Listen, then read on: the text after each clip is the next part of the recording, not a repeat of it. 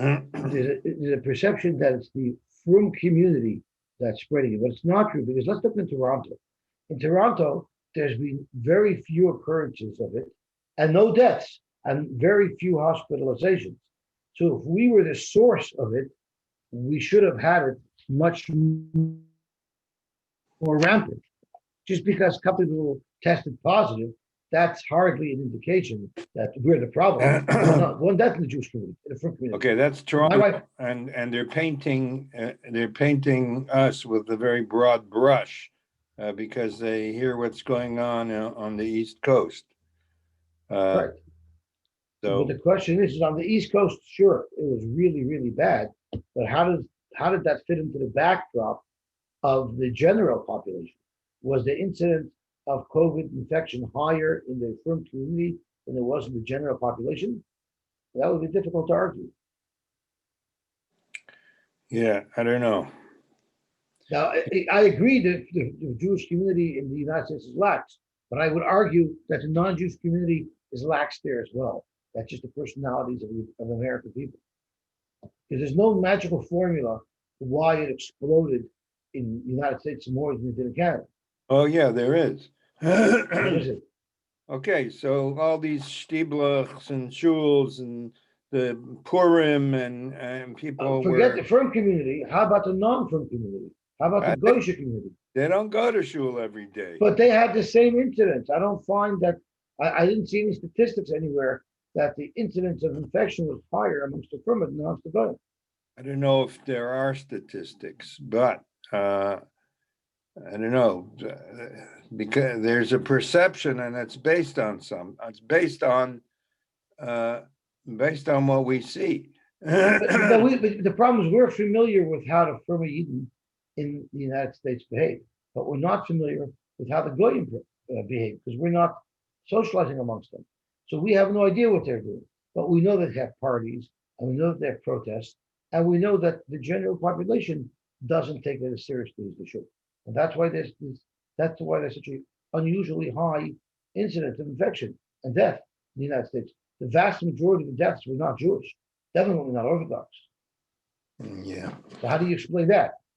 If you just for a Jewish, if we're comparing ourselves to the American Jewish communities, yeah, maybe we could say we were stricter. Maybe we could argue that. But the Canadians as a whole, Jews and non-Jews, were probably stricter. Yeah, I'd like to see some accurate statistics on this. I don't know if it exists, but well, you'd get shot down for racism if you're going to start segregating infection rates by religion. Yeah, that would be very toxic. But that's all part of what the controversy was with de Blasio and the Jewish community, is he was singling out the Jewish community. Okay. And the question is that justified? Because I don't think there was a higher infection rate by the Jews than there were by the non-Jews. He shut down kids in the park, but not people protesting. Right. That was wrong. Okay, that was absolutely wrong. And so it's very possible that in general the attitude of Americans is to be less concerned about it. Yeah. That's why they had hundreds and hundreds of thousands, and we didn't. Okay. Excuse me. Okay, the reason why I haven't not come back to shul is I'm happy to come back to shul, but you'll as we go through today, you'll hear how I talk, and I'll leave it up to you guys if you think I'm going to spook people or if you feel uncomfortable. I feel perfectly fine except for my cough. So let's see what the Gemara says. So we had this case where there was. I just want to review the case that we discussed at the end of yesterday because we're going to be continuing with it. We had a case of a Movli that was coming from the Rishus HaRabim, and it went through a Rechava, and then it continued on through a Shvil Shal Kramim up until the riverbed. And this was Lo Hukaf Ladira. They wanted to make a Hukaf Ladira. They wanted to build a wall, but have somebody else pay for it. So we were looking for a different suggestion. So the suggestion that Rava suggested was to put a lechi at where the Mowgli opens up to the Rechava. That lechi sort of forms a virtual wall, It's not really a virtual wall because a lechi is more of a sign and indication that you're going from one rishus to another rishus. But the Gemara says it's going to act as sort of a partition to isolate the mavli so that you can carry in the mavli. Once it's considered a wall for this side, we'll say that it'll be effective for this side as well. It's as if you add it to the wall of the rechava, and that would say that this rechava was hooked up l'shum dira, and now it's going to be allowed.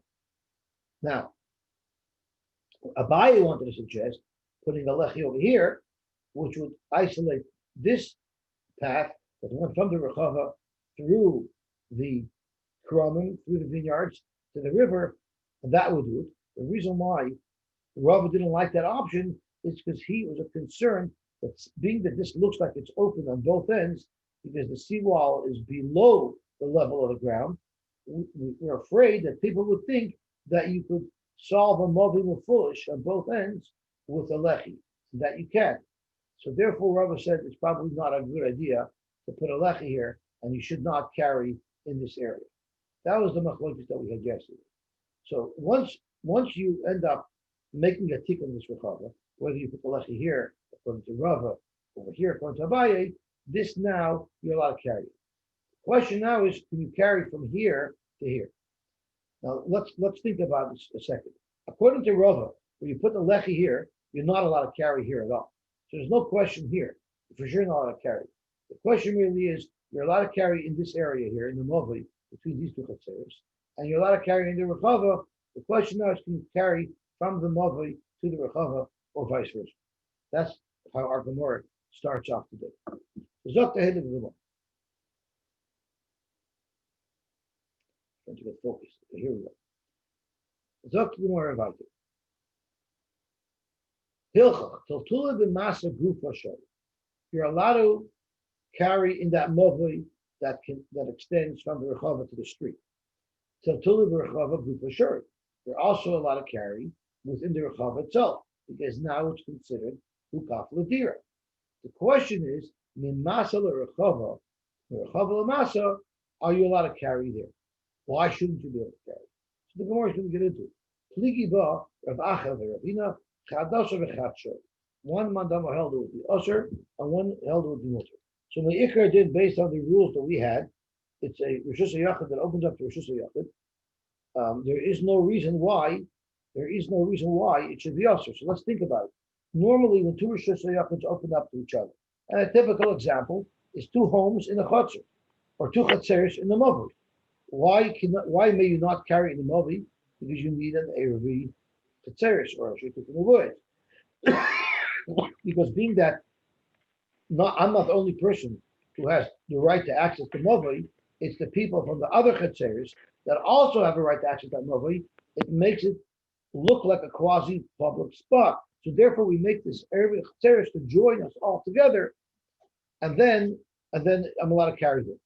Over here, there is nobody who lives in the rechava, but the rechava is a distinct rishus.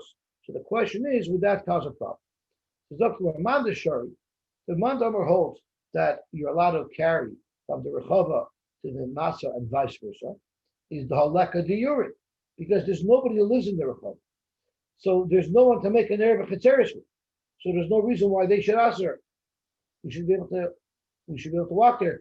The shitufim rechuyos that we already made independent of everybody, because there was multiple chatzeros opened up in that movie, that would now just extend and spread into the new area of the rechava that we've become joined with. No need to include anybody else in there, because there is no one else to include. But Amanda Osar is din the havibadiyun. What are you going to do if someone puts out a house on one of the other sides of the rechava, busts the doorway, so he can also access the rechava? Now there's a need for an Eruvin chatzeros. That happens, and they don't make that Eruvin chatzeros, there'll be a problem. And we're afraid that someone might carry it. So let's see Rashi. This actually is a little bit of controversy. The less b'diur, sheyeh asru al b'nei. There is nobody else that can access this rechava that could possibly cause an iser for the b'nei movli to use that rechava. Hilach or Shus B'nei Mobi, we consider the Rechava as part of the Mobi, it's an extension of the Mobi, and therefore everyone's allowed to carry. Frekt Rashi of Big Kasha, Ubnei Shvil le'Osrela. Let's not forget, Rashi learned, Rashi's in the Farish, and I don't know why Rashi said it, but Rashi said the Farish that there are diurin, there are people who live in the Kerem. Now they also have access to that Rechava. So why is it that these guys who did not make an Erev Chetzeres together with these guys, they also have access to the Rechava through their Shvil Shokrabim? So why doesn't their ownership prohibit these people from carrying there without making a new Shitut Mevuyish, including these people as well? That's Rashi's problem. Now, the reason why it's a little bit funny is Rashi learned that people live there. I don't know why Rashi needed to say that people live there. But Rashi saying that people live there now creates a problem. Like Rashi, why won't they cause a problem for the Bnei? So Rashi David the Chotzer Ketana Shenifrit Doila. Whenever you have a small chotzer that opens up into a big chotzer, so we know from the big chotzer's perspective, you have walls, it's not fully open. The Gedolim Muteris, Uktana Surah. And therefore, Ushvil Loy Misapinale. So therefore, the people in the Shvil, the people who lived in the vineyard area, they will not answer to people of the Rechava because we look at it like there's a wall there. And the fact that there's a doorway is not a problem. But there's a wall there because the Rechava is much wider than the little Shvil that comes out of it. And therefore, the Shvil will not answer it. Why don't we just put a lechi there and include them there? So Shvil Misakninole, lechi moil l'shvil da alma, which was Rabbi's taina on Abaye yesterday. You cannot put a lechi there and have them formally join because then people are going to think that a shvil that's more foolish, open on both ends. You can just rectify with a mere lechi. That's not true. That's how Rashi learns.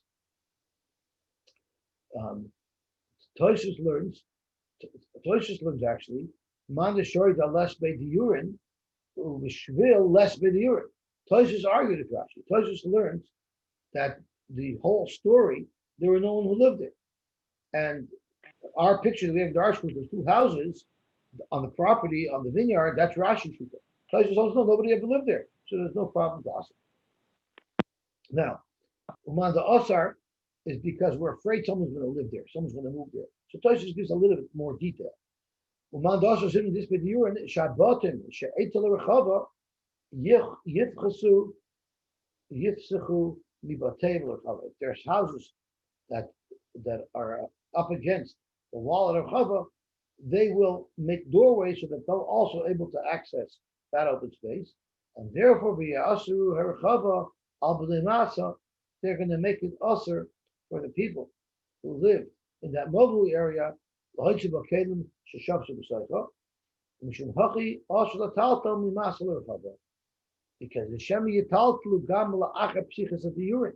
if people open up those gates, no one's going to announce that there's a change in status. People aren't going to realize that they have to reestablish their Erev. And we're afraid, just like now, they didn't consider that anybody else joined the neighborhood. If someone joins the neighborhood, people might not notice. Of a Rechava Gupe, sure. But in the actual Rechava, for sure you're allowed to carry.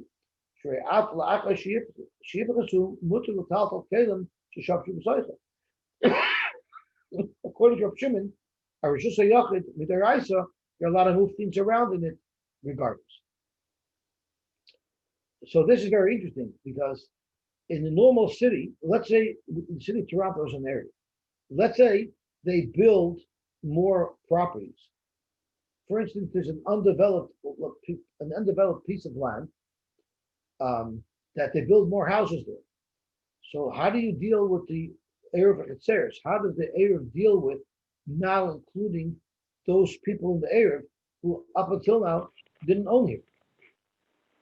Like Bishlama, if you sell your house, so your house is included in the Erev. I don't even know how they transfer that ownership of the Erev. Maybe when you sell a house, you also sell your rights into that Erev, into that Shituf Mavuyos. So whoever buys your house bought your chelik, so that you're fine. But what about a previously undeveloped land that they built a house there? Would that how do they incorporate that into an Erev, and how does the Toronto Erev deal with that issue with new properties that are developed within the boundaries of an Erev over the course of a year? Do they run around making new shutuf in the bush all the time? I'm not sure how it works. We have to do a little bit of homework for that. Because once the status changes, you have to read it there. There's up to the more about you. A new case. Papif Yoser in the base society.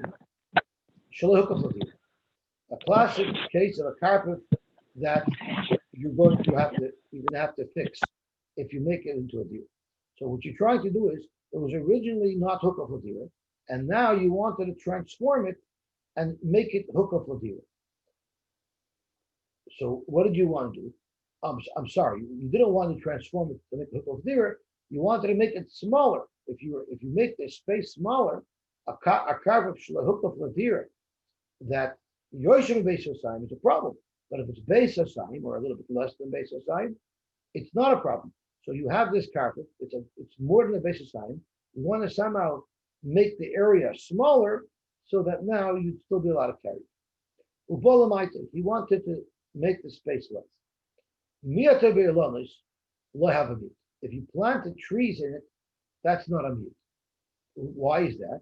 So Rashi, the derech carpet it's normal for a property to have trees, and therefore it's not going to diminish its space because it's bottled to the space, because that's normally something that would be part of the land in the carpet.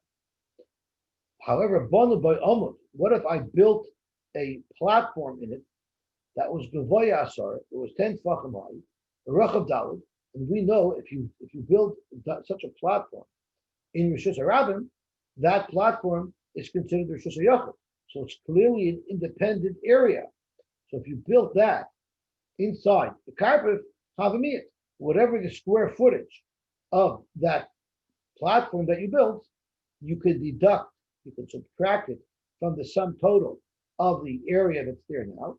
And if that brings it below the threshold of Beis Hasayim, you'd now be allowed to carry it. Pachash Megillah. What if you had a platform that was not it was 10 tefachim high, but it wasn't 4 tefachim wide by 4 tefachim wide. It was less than 3 tefachim. It was 2 tefachim by 2 tefachim. So it's still an obstruction. It's a post in the middle of the property, but it doesn't have its own independent rishus. Lo havami. That does not count. We'll say it's bottled to the property. And the gimel al dalet, if it's more than gimel, but less than dalet, then there's a machlekes. Rabba Omer Havami. Rabba holds it's a significant obstruction, and we subtract it from the total square footage, the total area of the carpet. Rabba Omer Lo Havami. We don't look at it like it's of any significance. What's the square? Rabba Omer Havami. We consider it a miyat. The nopik limitaris loved. 3, you don't pay any attention to, because we always say loved. Something's within 3 feet of the ground. It's like it's connected. If 2 posts are 3 feet of each other, within 3 tefachim of each other, we say they're connected. So therefore, Rabba holds that since it's 3 tefachim already, and you wouldn't say lovud, so you wouldn't ignore such an area. Once the area is more than 3 tefachim wide, you can't ignore it. It might not be as significant to create its own rishus hayochid, but it's enough that we would consider it a distinct obstruction of the area inside the carpet. If it's not a makam dalid, loy chashiv, it's not considered anything. Okay, Zok to Gemara Vayter. How about a case not where you were trying to reduce the area of a carpet, but similar to what we discussed yesterday, where you had a carpet that was loy hukah for dira, and you decided that you wanted to now change its use and make it hukah for dira. So we learned the rule is you have to make a new wall, right? You have to create a new wall section. So what happens if you made a new wall section? So you have a typical carpet. If you have 4 walls, you made a wall parallel to one of the 4 walls, and it was 4 tefachim away from one of the 4 walls. So again, you made one wall that's parallel to any of the 4 walls of the carpet. It doesn't matter which wall; it's parallel. And you built this wall 4 tefachim away from the wall. So there's 4 tefachim of space in between the 2 walls. Here, when the kosher dalad the osher mechitza, it helps because since the space now that's in between your new partition and the original back wall, since that space is 4 tefachim, that's a significant space. If that's a significant space, then clearly my new wall is a significant wall because it's encompassing a significant space. Therefore, it's a good wall, and we could redefine this space as hukaf l'dir. How about pachas migila? What if you made another wall, but the wall wasn't 4 tefachim away from the original wall? It was 2 tefachim away from the original wall. There it's loy hayil, because we don't consider it as a separate partition. Since the area in between the 2 partitions are only 2 tefachim, it's insignificant. We just look at it like you add it to the existing wall. And Rashi says, it's just like you're just adding to the original wall. And therefore, it doesn't do anything.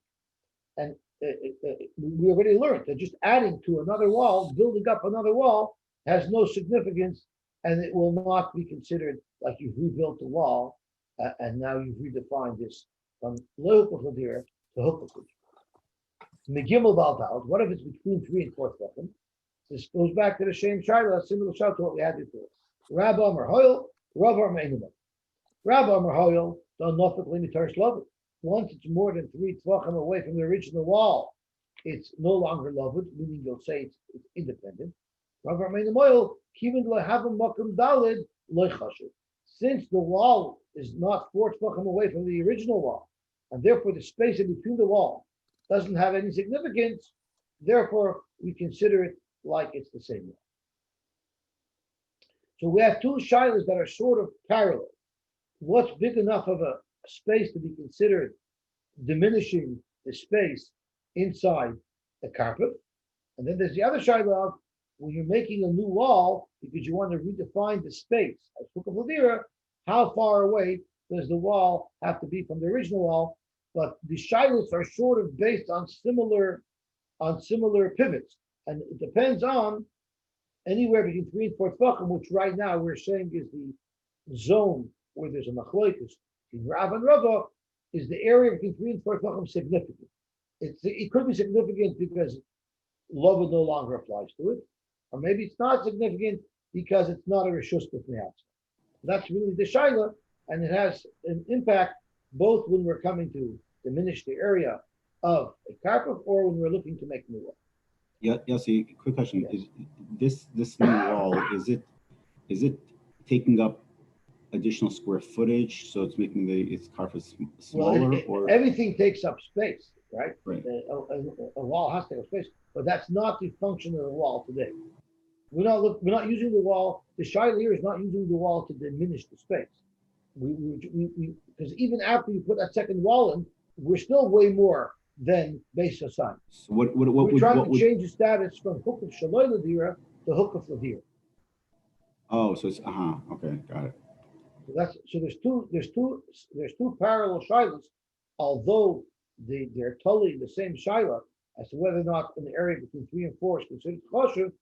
There are 2 different shilas. One is a shaila of a carpet shaloi hukaf l'dira, and it's remaining lahukaf l'dira. You're just trying to reduce its size to base hasan. The other shaila is we have a carpet shaloi hukaf l'dira that's much greater than the base hasan, and we're looking to rectify it by building a house there and now making it your private property front lawn. But the question is, the original wall was built, not the dira, so you have to make a new wall so that you can claim that it was hukaf l'dira. So until now, the machlokes is anywhere between 3 and 4 tefachim. Psimi says no. Everybody agrees that 3 tefachim and up is for sure a good obstruction, which will diminish the area. Or in the shot of the wall, if the second wall is 3 tefachim away from the first wall, it's for sure good and it stands as an independent wall. The shaila here is less than 3 tefachim. So up until now, we were learning the machlokes from Rabba and Rava is between 3 and 4 tefachim, and below 3 tefachim, everybody agrees would not be good. Rav Shimi learns differently. Rav Shimi learns no. Everybody agrees 3 tefachim and over for sure would be good. The question is only under 3 tefachim, and that's what Rashi says. Masna kula lach klukta v'leil v'amid b'shloisha. The nafik l'mitaris lavud kulu moidi. Everybody agrees. Rabba and Rava the amud have a miyut, u'mechitza have a mechitza l'dira. The whole machlok is the pachus mishloisha too. So he doesn't change the details. He just changes the size of where the machlok is. Okay, zok the head of the Gemara. Toch baitik. Now let's go back to our original shaila. We have a carpet shaloi hukaf ladira that was just over base side. So what you want to do is smear a thick layer of cement on the wall, making the wall thicker, which would reduce the inside dimension. So I should be clear, where I want to smear this cement to thicken the wall is on the inside, not on the outside. So by smearing the wall on the inside, I'm actually reducing the square footage. I know personally of a din Torah that occurred here in Toronto between a builder and a client. And the builder quoted the client based on the square footage. And he found a method to make the walls thinner than standard construction. The outside walls, the exterior walls were thinner than standard construction while maintaining the required R value, the required insulation value, even though the wall were thinner. Normal walls that we build today, exterior partitions are 2 by 10. They're 2 by 6 walls. A 2 by 6 wall is about 4.5 inches thick. He found a way to make us a much thinner exterior wall, thereby making more interior square footage. So he wanted to charge the customer extra money because there was more interior square footage, and his quote was by the square foot. And the homeowner said, I didn't expect to pay that much because I expected a normal construction where there would be less square footage. That's exactly what they did over here. By smearing the inside wall with cement and making it thicker, you're diminishing the inside area of this carpet. How did they pass it? Who won? There were many details of the Torah because it was a Torah. There was many details to it because it wasn't just that. There were many extras that there was a disagreement on if it was properly approved. But Yosy, so it ended up. I don't think any side ended up happy, which is not terribly unusual. the plans that are approved by the city say the exact square footage of the building that's to be built, regardless of what materials he's going to use. As a matter of fact, even the plans even say the materials that he's supposed to be using, and he's not supposed to deviate from the plan. And So if he does deviate, maybe they did an amendment to the drawings. right. So if he makes an amendment to the plan, then he's supposed to tell the customer at the time of all the consequences of these amendments. That's right. The builder basically advised every extra that came up.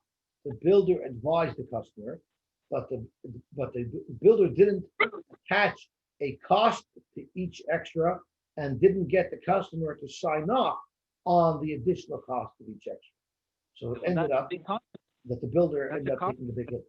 That's a consequence on something to be used, What do you mean? right? What do you mean? I don't see why the builder should be able to charge more if he doesn't tell the customer that, oh, by the way, we're going to use this construction, but it's going to cost you X amount of more money, which is obviously significant. Well, in every extra, that's the way it should have been. That's right. And it wasn't. I guess they thought they had some verbal agreement that whatever extras go with the extra. I don't know the details, but I know that The builder's time was whether you approved it or not. You do agree with me that you got that value. So it got a little messy. I don't know all the details, but I know that usually these things don't lead to 100% satisfaction. Sagt Gemara weiter. Talk with it. It's such a thick layer of cement that even if you would remove the original block wall, the tip would still remain independent. Havamid. That we consider reducing the inner square footage of the space.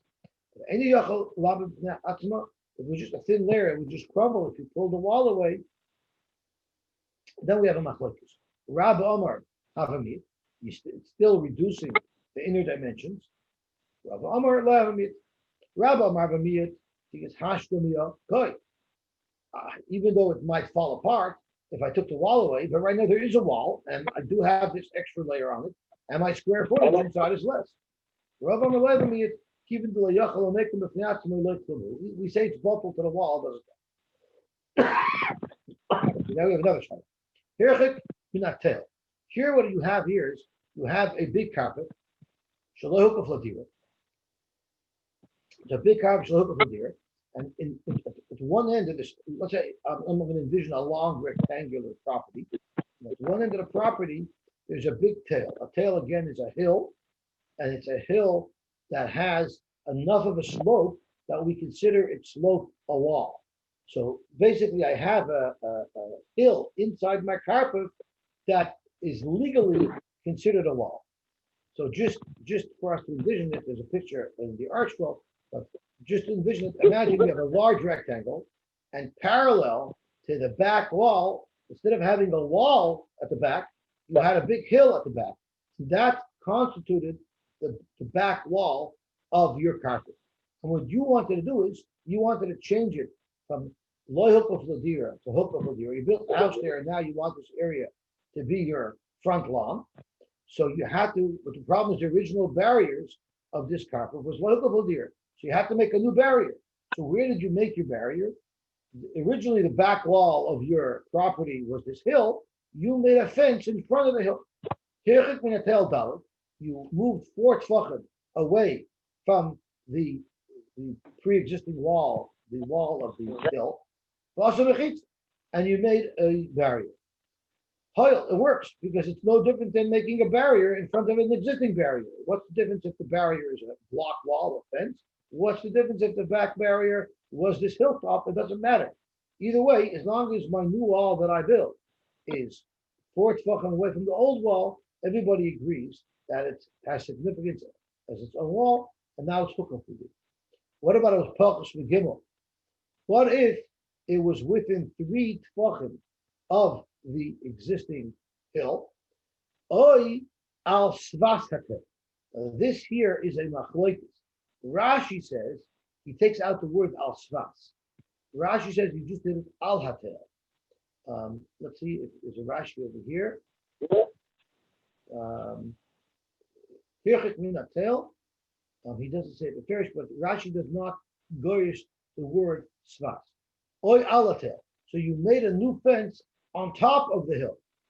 Rav Chisda v'Rav Hamina. It's a machlokes between Rav Chisda and Rav Hamina. Chad Amar Hoyel.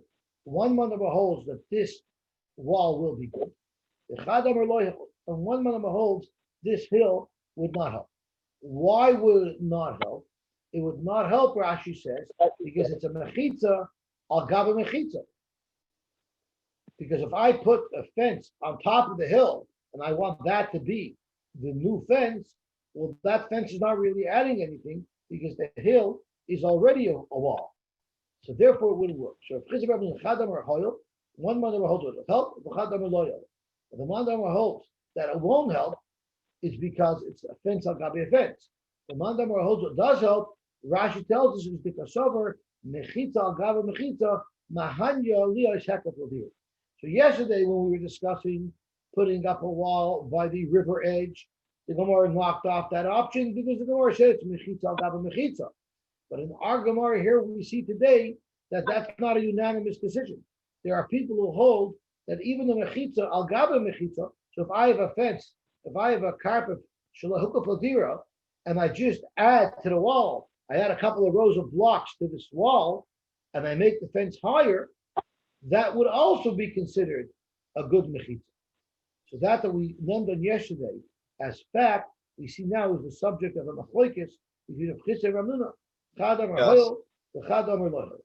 Yossi, Yes, are we still talking about a case where naturally, so you have this carfave and this hill is at the back so that the area is greater than a base socium? And you're trying to make it regardless the space is greater than base of sign, you're just looking to make this hook of the deal. not smaller, just Correct. hook of Madeira. Correct. Not like the beginning of this discussion. Correct. Okay. Correct. So Zok Gemara to Stayim the Rav Chisda Amar Hoyel. Let's say that Rav Chisda is the one who holds that a mechitza, al gaba mechitza, would work. And even though I made a fence on top of this tail, so it's literally I'm adding a fence on top of another fence, it will still work. The Itmar, we had a machlokes. Ha'oisa mechitza al gaba mechitza. If you make one wall on top of another wall, Omar Chisda, b'Shabbos Hoyel. If you were doing it for Shabbos, it works, and Shabbos is relevant to us. And I'm sorry, but manichse ager loikon. The law is a ger has no relatives. A ger has no yorshim. So what if a ger has a piece of property and the ger dies? So the first person that property will become hefker. So the first person that's coined that property gets to keep it. So how are you coining a piece of property? One of the ways to be coining a piece of property is to make a chazaka, to do something to fix its border fences. That's considered improving a property. Sometimes planting inside the property, we're soon going to see. If you plant something, if you plow, that's also improving the property. But here we're discussing, there was already a fence around this property, and you went and you extended the fence, you raised the fence. So Zokrim Chisda, because you haven't done anything significant to be kind. It's not a good chazaka. Adding to a fence wouldn't be a good chazaka. If the fence was broken and you fixed it, that would be a chazaka. But if there's already a good fence, you're just making it taller, that's not a chazaka. Sheshes Amar, Af b'Shabbos Nami Loy Hoyel. For Shabbos it won't work either. So you see, Rav Chisda and Rav Sheshes argue about whether or not one fence added on top of another fence is a good fence for Shabbos. Rav Chisda holds it is good for Shabbos. Rav Sheshes holds it's not. So here we have a machlokes of Chisda and Rav Nuna. So Rav Chisda would hold the fence on top of the tail would work because a fence al gabe fence works. Rav Nuna holds it wouldn't work. Rav Nuna would hold like Rav Sheshes. To stop. So we have a good right. Amar Chisda, umoideli Rav Sheshes. Rav Sheshes is moided to me. It's funny why he only addressed Rav Sheshes and not Rav Nuna, but Rav Sheshes would be moided to me. Shem asa mechitza al hatel shahad. Where did Rav Sheshes argue with me if I add a wall on top of another wall? But if I put a wall on top of a tail, then he would be moided to me. Meaning, even Rav Sheshes would agree to me against Rav Nuna that a wall on top of a hill works, and that's better than a wall on top of a wall. My timer. If you live on top of the hill, if that's where you want to be, if there's no additional wall there, and the wall, the tail itself is a wall, then when you're standing on top of the hill, you don't have a wall around you. But by you adding that wall, now somebody that's even standing on top of the hill has a fence. And therefore, the fence has significance. So even though normally a mechitza al gava mechitza has no significance, but a mechitza on a hilltop, even though in halacha it's not adding any mechitza, but the fact is, when you're up there standing, now you have a fence around you. It has more prominence, and therefore both Rav Sheshes and myself would agree that would work. Rav Nuna holds it wouldn't work. Boy Rabba Bar Chanan. What happens if nivlu mechitzas hatachtonos dalyonis kayamis? Now, what would be the loch? So what I did was I had a fence that was built, and it was lehuka flotira. That's one option. So I had a fence that was built around the property against a carpet that was lehuka flotira. I now want to make a hookah flotira. So what I did was I just raised the fence. I added another 10 tefachim on top of that fence. And then what happened is the fence sunk into the ground. It didn't have a good footing. The soil wasn't good. The fence sunk into the ground. And now the original fence is no longer visible. All you have there is my addition, because being that I added to it, even though it sunk, it only submerged the original fence. My fence is still sticking above the ground. That's one case. Or in Nichsei Ger, there was a ger who died, and he left a fenced property, and I put a fence on top of it. Again, that would normally is not considered chazaka. But then the ger's fence sunk into the ground, and now it's my fence that's providing the perimeter protection. What will be the law? So Lamai. Lagabi, what shaila are we asking that these fences sunk into the ground? If it's the second case that I described, and there was a field that belonged to a ger that was already enclosed to the fence, you just added to it. That is the same case that occurred with Yirmiyah Bira. The Amar Yirmiyah Bira, Amar Rav Huda, Haiman the Shoda Lifta Apila the Ira de Ger. What happened is there was a property of a ger, and the ger passed away, and it was dried out the land. So because of that, there were cracks and crevices in the ground, and I just dropped a lifta. I dropped a root vegetable into one of the cracks. I didn't plow. I didn't do anything. I just dropped a root vegetable into one of the cracks. Now, that eventually is going to grow, and it's going to grow into a plant. I didn't have to plow because there was already a crevice there. And after I did that, thinking that I'm making the chazaka because I planted there in the property, the Asi Yisrael Achrina, another guy came and Ravik Baporta. He fixed the fence. So the halach is Bas Rekani, Kamaloi Kani. The second guy was called to the field. His kinyan was a good kinyan. The first guy's kinyan was not a good kinyan. My time. Why is the first guy's kinyan not a good kinyan? Because the idna deshada loika shava. When I dropped it in, I didn't do anything. I didn't benefit the property one iota. Kika shava, when did the shvach occur? Once my vegetable took root and started to grow, at that point I'm not there anymore.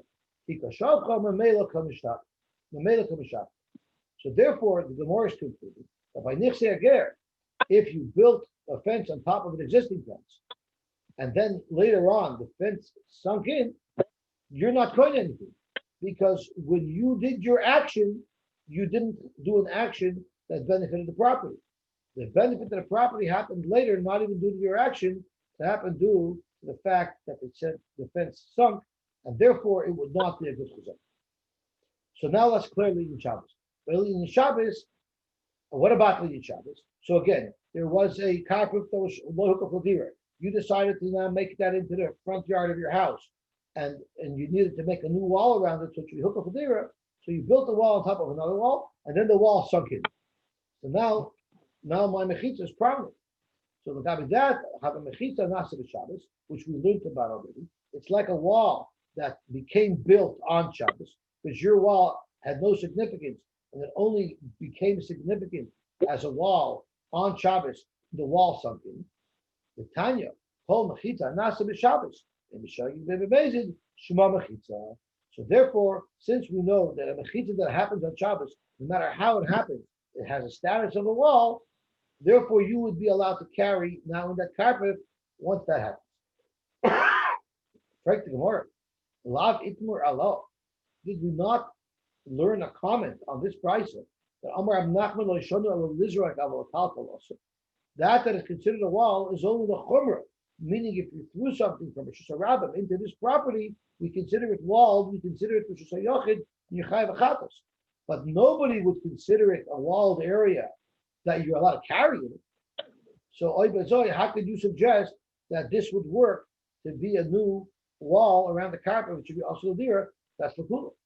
So, if you want to know, Rab Nachman only limited the scope of this wall to work only the chumrah. Is amazed that if you went to Mazid and built the wall illegally on Shabbos, then it only works for Deraisa and not for any kulas. But if the wall fell by itself, or the wall occurred by itself, such in this case, even if Nachman would agree that it's 100% of the wall, and therefore this is Pukavudi. Hahi Itza, There was once a woman, the Avda Mechitza Agabe Mechitza Manichsegir. She was a smart lady, not smart enough, and she saw that a ger died. She wanted to be kohen of this ger's property, so she ran and added to the fence. Also, Ahuben Gaffer, this guy comes along, Rafik Bapurt, and he did a proper chazaka. He fixed the wall. And now they went to the Torah as to who gets this property. Also, Just coming during up Shiva or after Shiva? now. I mean, Well, neither one was he related. dies and this is what she goes. I'm just kidding. I don't even know who said Leviah. Rav Nachman said, "Hurry up, ask me to Shiloh. I have to go to the Leviah." Was the Ger allowed to yarshin his stuff? How does that work? No, a ger doesn't have any yorship, Right, so that's why once a ger dies, right. whoever it's first come first serve. The question is, for all you know, she killed the ger. Who knows what was going on here? Also, like I made Rav Nachman. So they went to Rav Nachman with the entire Ukma biyodei. He said, Mrs. Chazaka, I feel bad for you. He came second, but he did the first Chazaka. Also, she came screaming, Rav Nachman, how could you do this injustice? I was there first. Amalai said, listen, I feel bad for you. You were there first. But my avalach, what can I do? You didn't do a proper chazak. You didn't do a kinyan. I have no choice. I have to award it to him. Look to the more about it. Carpet base shalosh, vikira boy base. You had a carpet shalahukah hodira that was 3 base off.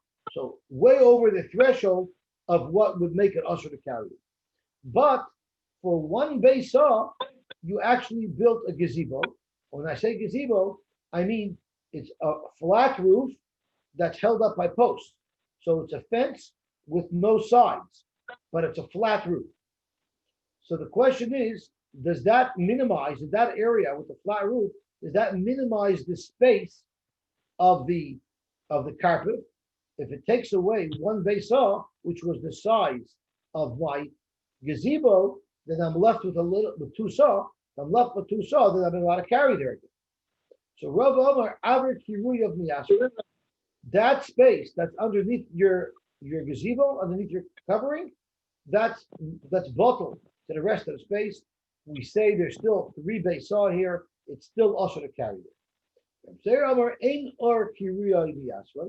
To the contrary, the area underneath that fence is considered separated from the rest of the space, and now you have remaining a carpet, but it's base aside not more. You'd be allowed to carry it. So what would the machlokes be as to whether or not this ceiling diminishes the space? Let's say their machlokes is about the subject that Shmuel and Rav argued. Ditmar, Achsadra B'Bika. You had an Achsadra B'Bika, the same story. Rav Omer Mutter L'Talta B'Kula. You're allowed to carry in there, and you consider the area underneath it of Rishus HaYachid.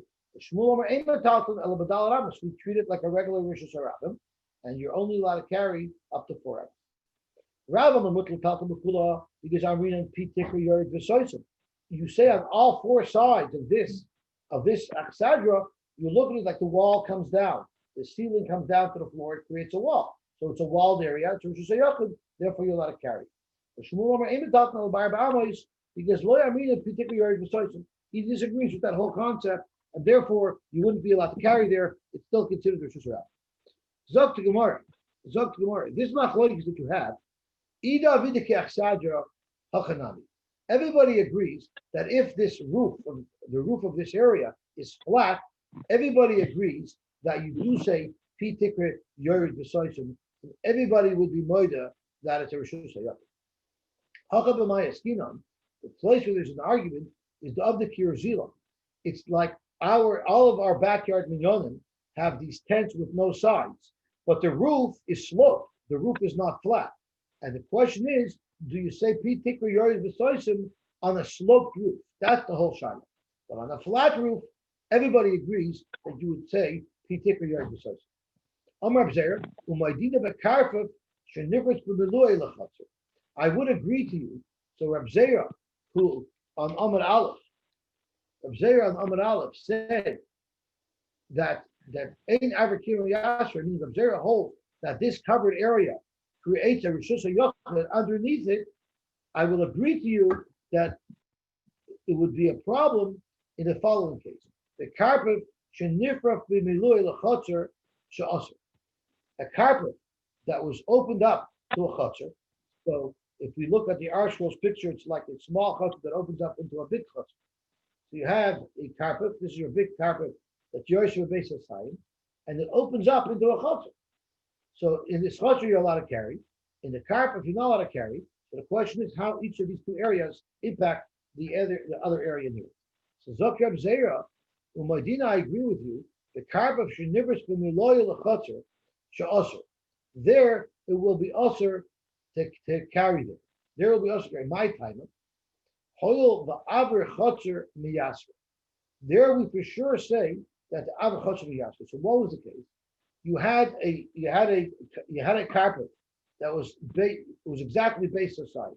So the carpet on its own, you would be able to carry it. It was local fladira, but it's only a base aside. It's not more.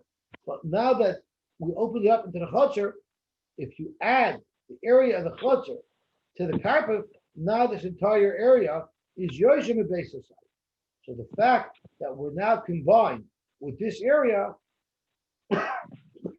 won't cause a problem. So Reb Zera said that if this whole area was covered with a cover, that's what he said. You say and it wouldn't combine. The space wouldn't combine to make the area greater than the base side. But if it's a chotzer that joins the carpet and it's porous from milua, it's completely open, looking from the carpet into the chotzer.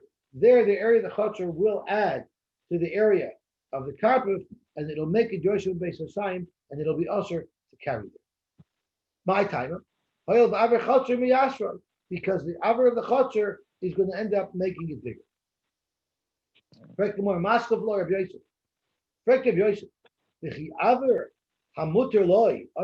doesn't make any sense. The chotzer is a reshus hayachid. The chotzer you're allowed to carry it. So how could it's hook of ladira? So how could you say that the chotzer's square footage will combine with the square footage of the carpet to asher it? It's a reshus hayachid. It doesn't make any sense. Rashi says, you were allowed to. You were even not only is it the chotzer mutter, you were allowed to carry from the chotzer into the carpet. Reb Shimon, according to Reb Shimon, who holds that different reshus hayachid that are side by side, you're allowed to carry from one to the other. And now that the wall broke down in between the carpet and the chotzer, you're going to say it's usher? And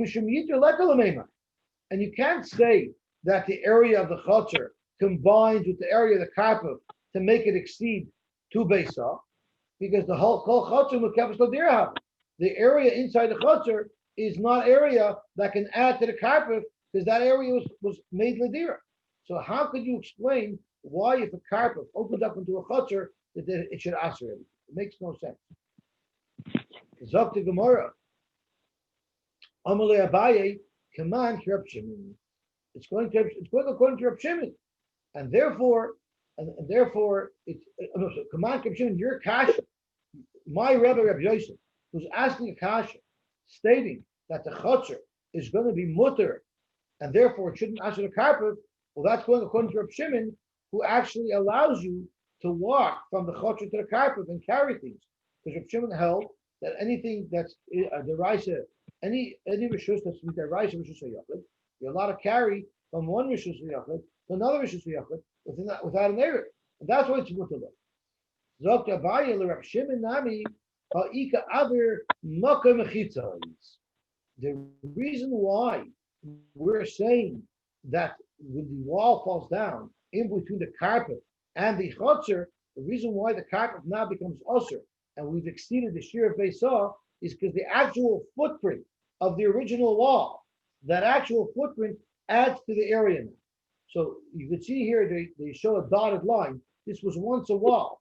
It fell down, and now the carpet opened up into the chotzer. So you're right, we can't use the area in the chotzer itself to add to the carpet to become more than two saw, because this is a chutzner, it's hookah v'dira. But the footprint of the wall has square footage, and that square footage is enough to put it over the line. The carpet with exactly 2 besa, and that couple of extra square feet that was the area underneath the wall, that's what we're discussing would push it over the edge. Nothing to do with the fact that it abuts a chutzner.